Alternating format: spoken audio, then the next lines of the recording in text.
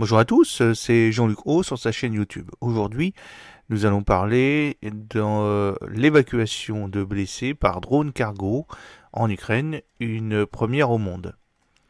En effet, un convoi de soldats ukrainiens blessés a été évacué du front dans l'oblast de Donetsk à partir d'un drone.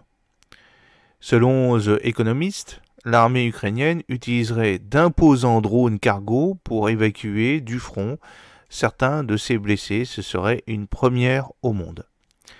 Du Bayraktar TB2 turc devenu héros national ukrainien au Shahed 136 russe de conception iranienne qui s'abattent quotidiennement sur les infrastructures du pays, de la reconnaissance au-delà du front au lâcher de grenades sur les tranchées ennemies, des munitions rôdeuses et tueuses de chars aux appareils chinois commerciaux utilisés pour permettre aux soldats du Kremlin de se rendre, le conflit en Ukraine, si elle n'est pas la première à les utiliser, est à l'évidence notamment devenu une guerre de drones.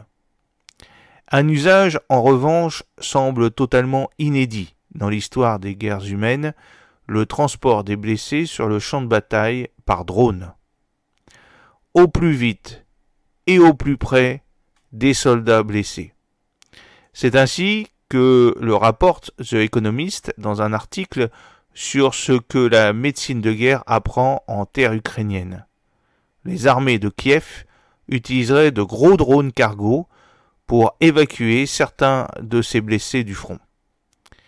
Comme l'explique le site War on the Rock, des drones ont été utilisés dès le début de la guerre pour ravitailler troupes et blessés en matériel de soins ou en rations basiques, notamment les combattants retranchés dans l'usine d'Azovstal à Mariupol.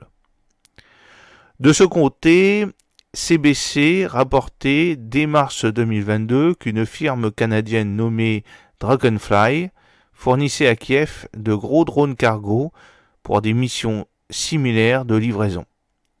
Ces appareils, ou d'autres du même type, auraient été utilisés par l'armée ukrainienne pour évacuer certains de ses blessés du champ de bataille, ceux ne nécessitant pas de soins urgents pendant le transport.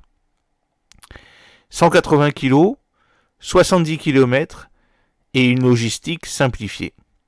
Comme l'explique The Economist, la mobilité des hôpitaux de campagne et la capacité à déplacer les blessés individuellement ou de manière plus massive en cas d'attaque russe est devenue cruciale pour Kiev, dont les installations de santé mobiles ou en dur ont été constamment visées par des missiles et les bombes russes. En 2021, explique le magazine, le lieutenant-colonel Joseph Madry et ses collègues de l'Army Institute of Surgical Research aux États-Unis étudiaient les données relatives à 1267 patients victimes de blessures traumatiques. La moitié n'avaient pas eu besoin d'intervention vitale lors de leur transport.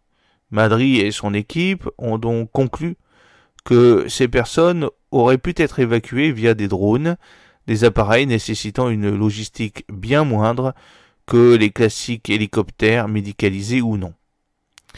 C'est précisément ce que semble avoir fait l'Ukraine, bien que The Economist ne donne pas beaucoup de détails ni ne cite aucun exemple concret de ces évacuations.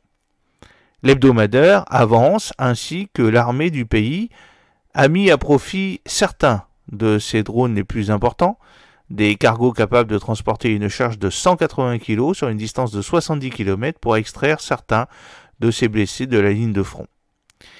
Il serait le premier au monde à procéder de la sorte et les autres armées en prennent sans doute bonne note pour de futurs conflits, dans lesquels les drones pourraient servir à livrer du sang ou du matériel médical, à apporter des médicaments là où les besoins sont les plus urgents, et pourquoi pas à transporter des médecins et des chirurgiens au plus près des blessés si les risques d'un tel transport ne sont pas trop élevés et si le soldat à prendre en charge ne peut lui-même pas être déplacé. J'espère que cette petite vidéo vous a plu. N'oubliez pas de cliquer sur le pouce bleu pour la promouvoir, de vous abonner si ce n'est pas encore fait, et aussi de partager cette vidéo sur les réseaux sociaux. À très bientôt, fidèlement, Jean-Luc O.